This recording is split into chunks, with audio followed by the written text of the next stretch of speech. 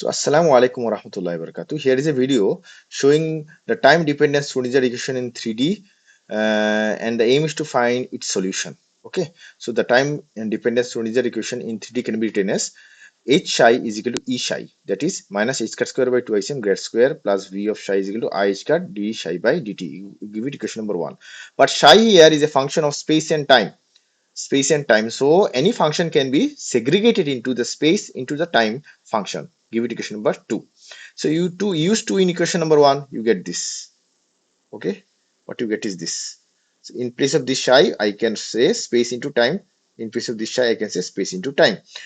Okay, next what you do is, because this side, this is space and it is a function of time, so this part comes outside, it is a constant, and this is how what we get. The left hand side remains the same. So what we do here is now divide the equation by psi xyz and t, space and time separately. What we get is this 1 by psi xyz. This t is a constant here because it is nowhere here you get a function of time, because psi is a psi is depending upon space only. So this t gets cancelled out, and from this part this psi gets cancelled out.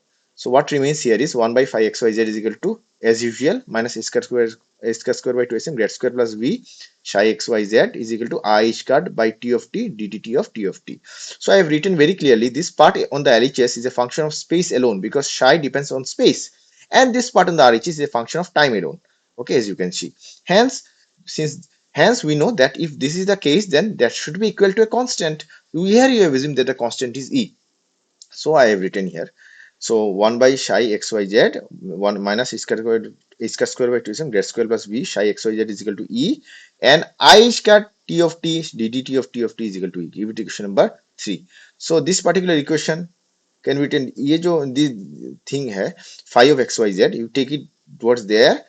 So what becomes is minus h square by 2 grad square plus v phi of xyz is equal to E of psi of xyz. And for this part we go below, and what we have is this 1 by t of t ddt of t of t is equal to E by I squared. So that is ddt of t is a log t of t, and take its conjugate, so you get minus IE by h squared. So if you integrate this particular equation, what you are going to get is log of t of t is equal to minus IE t by h squared. So that becomes t of t is nothing but the exponential factor, that is e raised to minus I h squared by minus e raised to minus I e t by h squared. Now you see, now on comparing this above equation with that of a plane wave, we find that this E that you see has dimensions of energy.